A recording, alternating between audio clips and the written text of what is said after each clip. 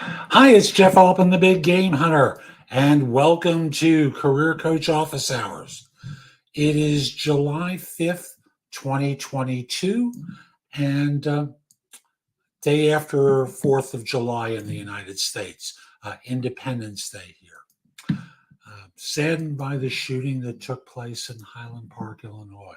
I know people who live in that town who are fortunately safe, and it's horrible sometimes what happens. And I just watched a 15-minute press conference from the town. He bought the guns legally, and he had more than one. One when he did the shooting, one in his car as he started to drive off. Very sad that people would be hurt and killed on Independence Day. And there's still no motive for it. Another press conference coming later in the day. So I just want to acknowledge that I feel stuff related to this shooting. So if you've got a question for me, please put it into chat so I can try and address it. Between shows, you can always message me through LinkedIn. My page there is linkedin.com/IN/the Big Game Hunter.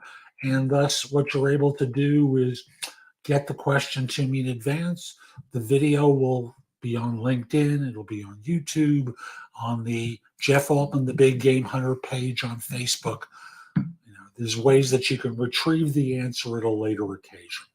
I'm also going to remind you to visit my website, thebiggamehunter.us, in order to schedule time for a free discovery call, schedule time for coaching, find out about my books and courses, the courses you can rent or buy that are very inexpensive. My guides, there's just a lot of information I make available through the site and in the blog. Again, the blog at the site has more than 12,000 searchable posts, including answers to tough interview questions, including interview advice, video and otherwise, getting more interviews, resumes. There's just lots of great information there to help you. So again, that's thebiggamehunter.us. I'm also going to remind you, subscribe to my channel on YouTube, JobSearchTV.com. It's also available for download as an app on Amazon. So if you've got a Fire TV or a Fire Stick, you can watch me on your big screen set. And my podcast, No BS Job Search Advice Radio, is the #1 podcast in Apple Podcasts for job search. It's been on air for more than 11 years, more than 2,400 episodes. It is a great podcast that you can listen to in Apple Podcasts and anywhere else you listen to podcasts. And it's available as a video podcast on Spotify. So whatever works for you, I try to make information available to help. So again, if you've got a question, feel free to put it into chat. I'd be very happy to answer it today. Now, I've received a number of questions in advance of the show. And I couldn't quite get to everything on Friday when I did the last one. Excuse me. The first question for today is it bad to apply to many different jobs? So I'm not sure what you mean by many different jobs. Different including types of jobs, different meaning different jobs at the same firm, like lots of jobs in general. Like, what do you mean by that? I'm going to take a stab at a couple of these, and I'll just say that if you're talking about different jobs at the same firm, like the different jobs altogether, well, the software allows a firm to mark you as a serial applier and just remove your resume from consideration. So, yes, in that instance, it's not a good thing. If there are multiple positions for which you're qualified and it's of a similar type, like, for example, a developer job, an engineering job, an accounting job, if there are multiple positions with identical qualifications being sought, or very similar qualifications being sought, it's not a bad thing at all. If anything, I would encourage you to do it. I would also say in the message saying, I've also submitted my resume for these jobs because they look kind of similar, but I'm going to defer to you people to figure out where you'd like to start the process. This way, everyone knows there are no surprises. You're not sure. You're looking for them for guidance. Now, if it's lots of jobs in general, I'm going to start by saying, why are you applying for jobs at all? After all, it's called, the black hole. You're applying all the time. You're putting yourself in the situation where you're being a supplicant instead of using your network to try and get in touch with people so that you're able to land something instead of just, spamming your resume to all these places. Is it bad intrinsically? No. Is it successful most of the time? No. You spin your wheels a lot, and that causes you annoyance and anguish and frustration. That's why people call it the black hole. So you're better off, yes, applying for jobs. That's fine, but not doing that exclusively. The statistics are networking fills far more positions than recruiters or applying for jobs combined. So don't spend all of your time just applying for jobs. Don't just spend all of your time waiting for recruiters to get in touch with you because you sent them a resume. Do more networking to people and organizations that you'd like to work for.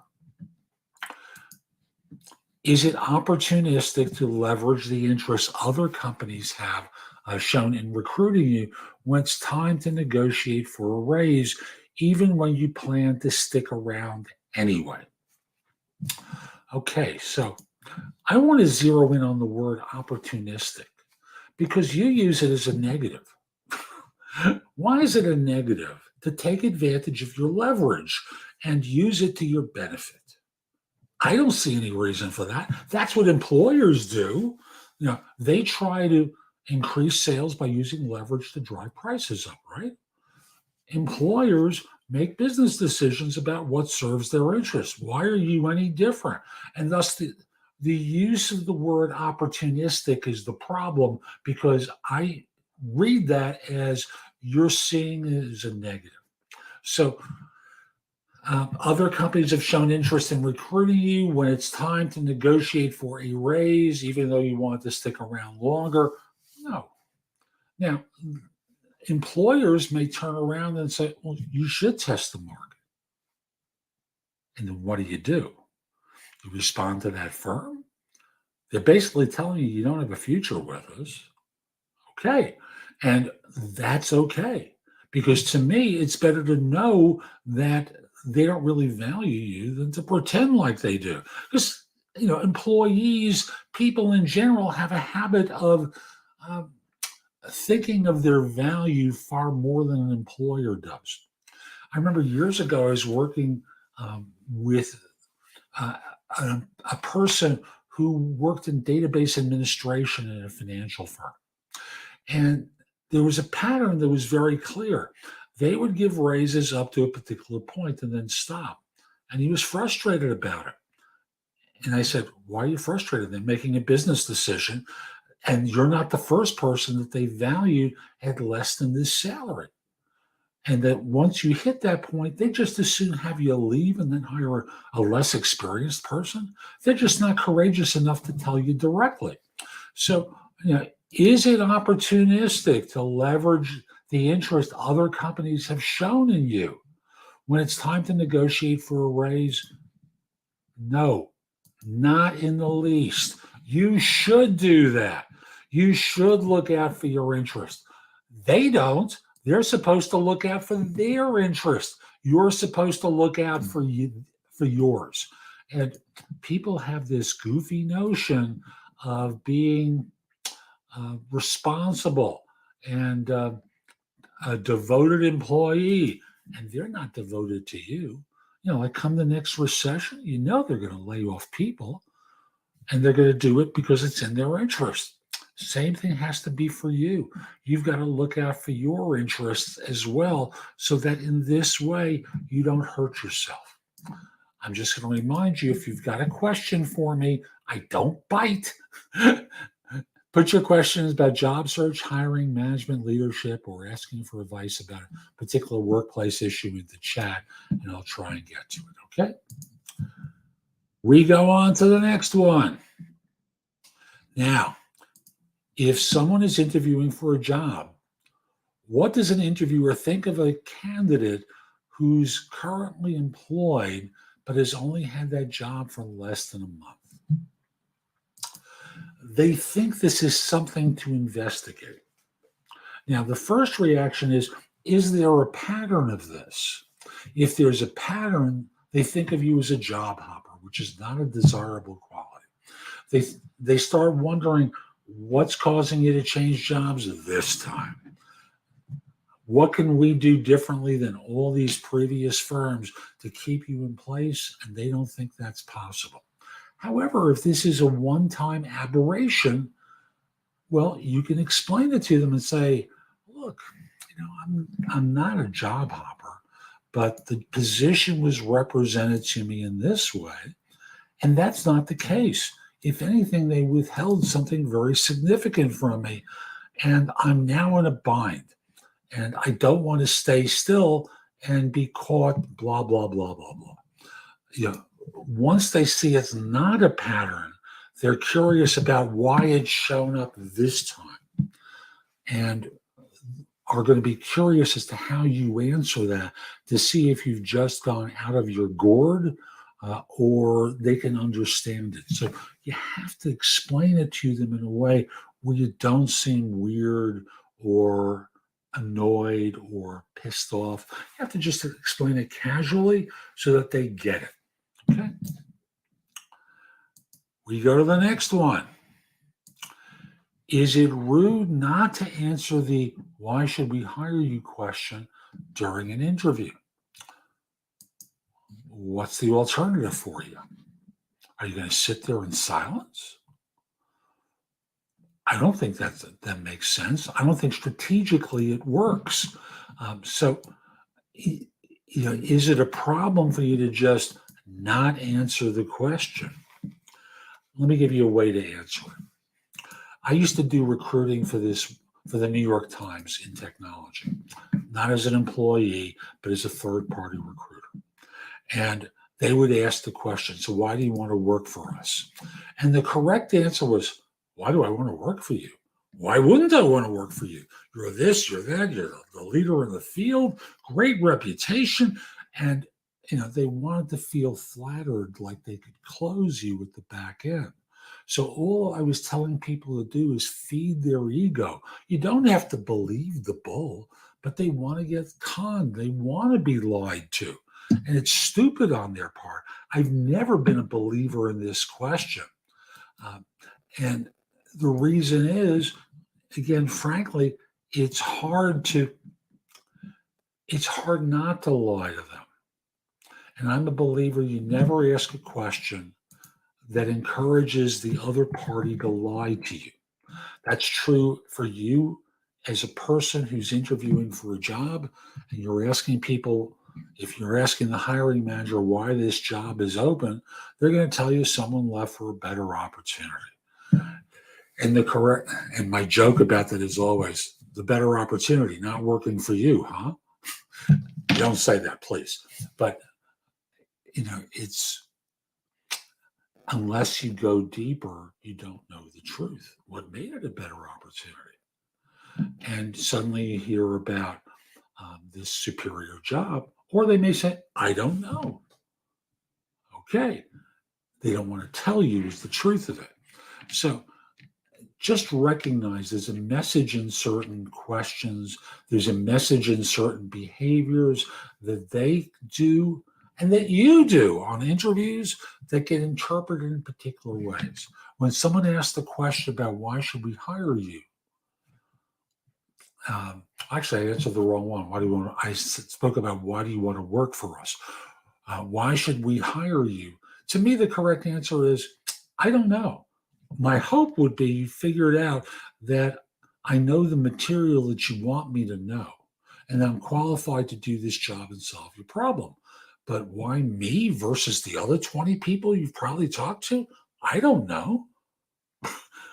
I clearly have a back record of being successful and effective, but I don't know who the other people are and what their backgrounds are by comparison.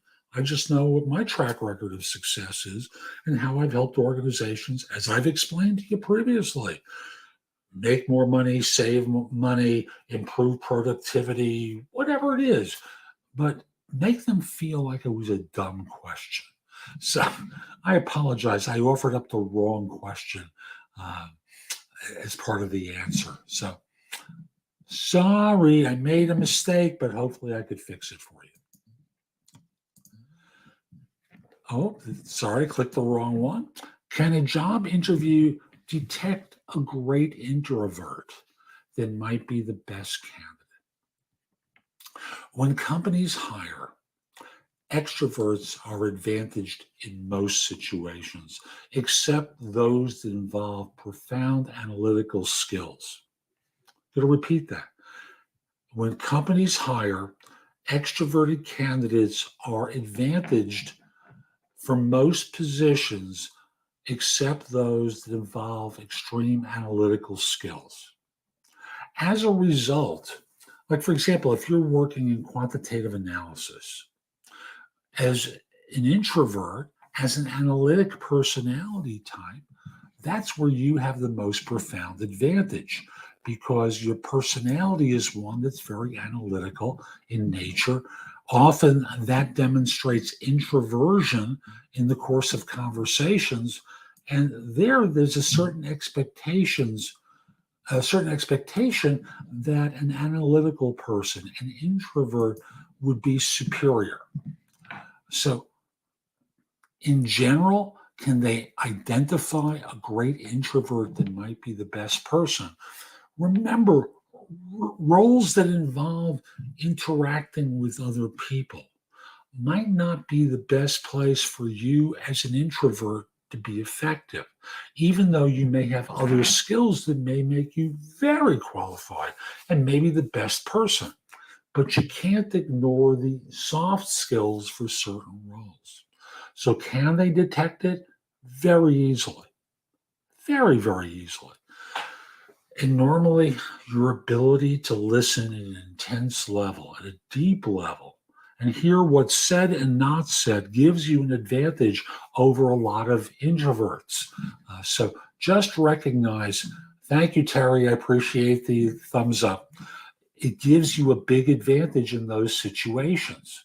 So use that advantage, hear what they have to say, connect with the interviewer in your way, because when firms hire, they look for competence, self confidence, character, chemistry, maybe a little bit of charisma, because charismatic people always do better than non charismatics.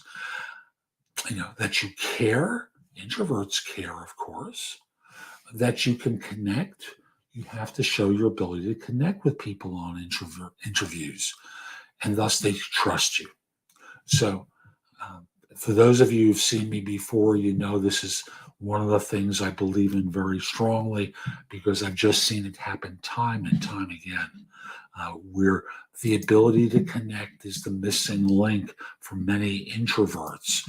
And as long as you hire, as long as you're wondering about hiring, you have to remember that human interaction is a big part of what makes people most successful professionally. I'm just going to remind you, if you've got a question for me about job search, hiring more effectively, management, leadership, or want advice about a workplace issue, put your question into chat. I'd be very happy to answer it. Can a job, oh, sorry, wrong one. I apologize. That was the previous question. Why don't recruiters usually hire the best candidates? I have to break this down into two parts. Number one is recruiters don't hire people. Hiring managers hire people. That's why they're called hiring managers. So recognize that a hiring manager is the one who makes the decision.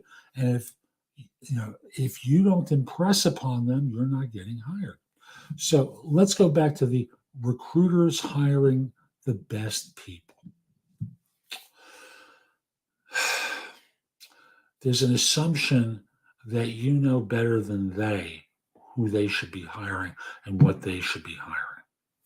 I'll repeat that. There's an assumption in there that you know better than they what they need, and you don't. So, in terms of the best candidate, no, you may not be the best candidate, even though you think you're a terrific candidate. And thus, don't believe your own BS.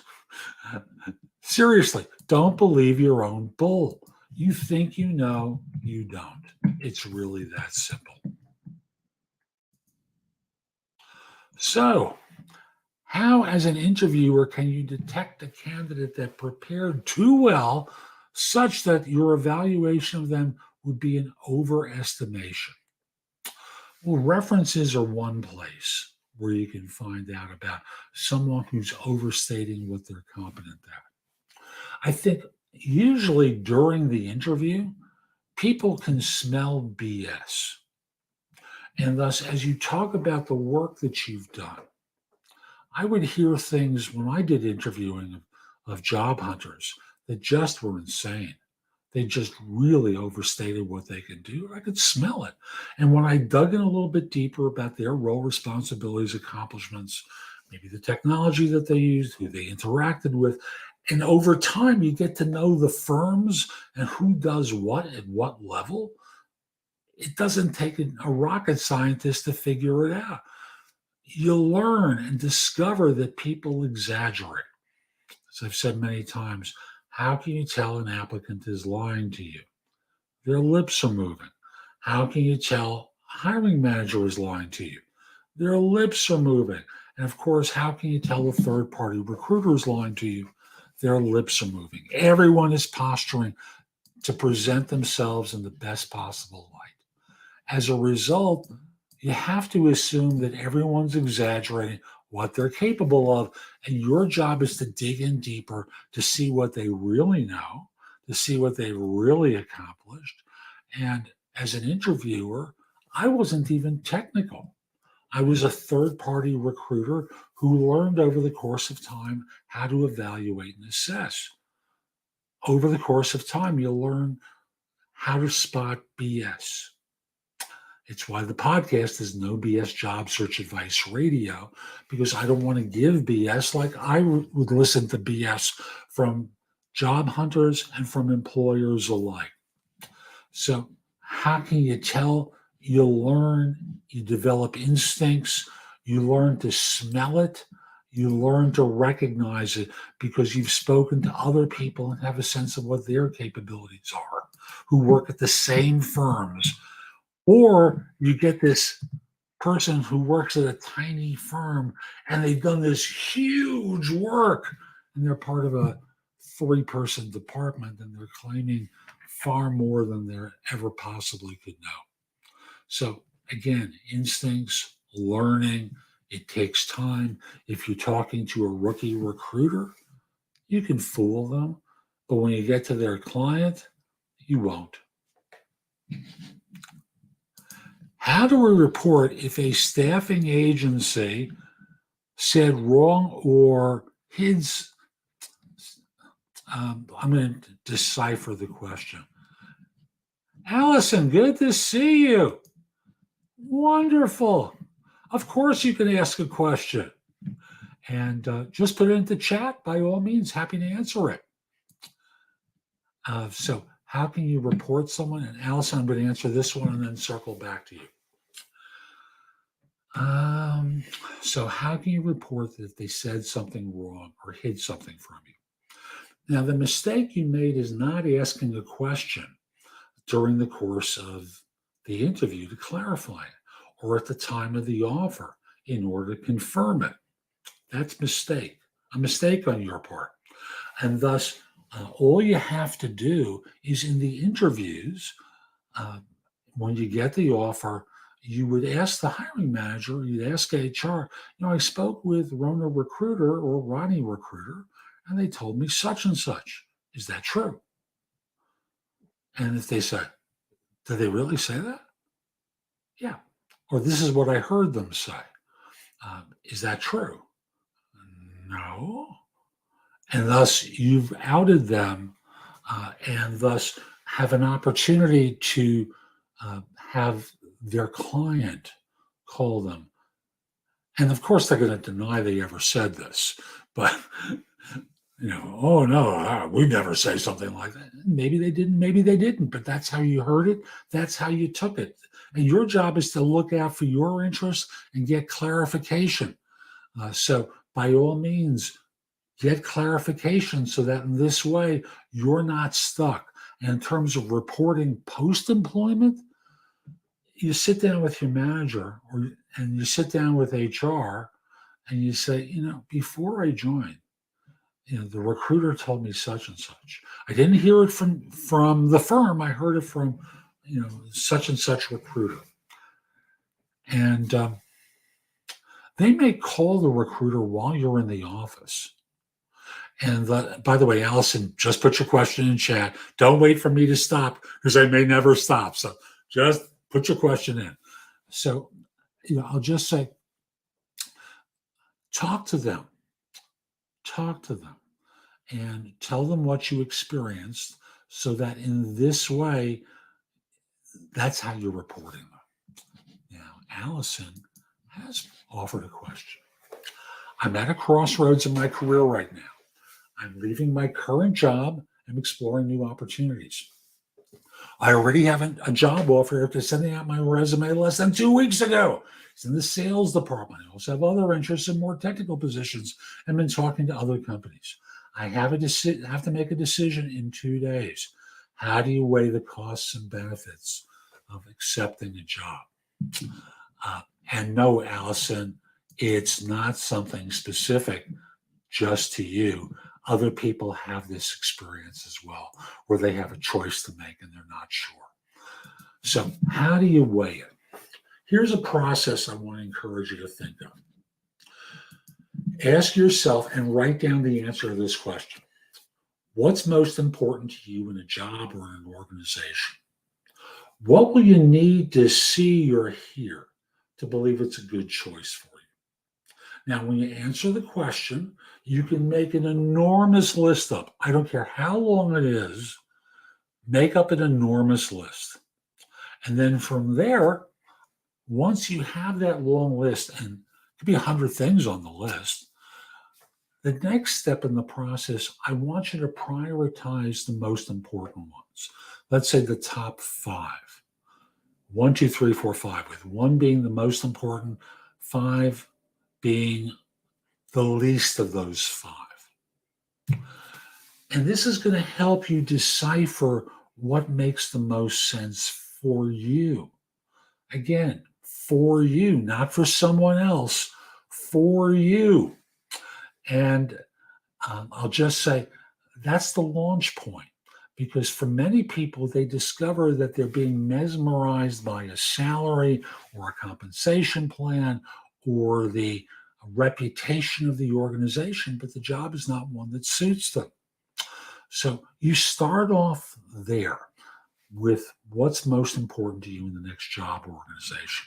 The next thing is to go another level and to ask yourself, what will I need to see or hear to believe that they can actually give it to me?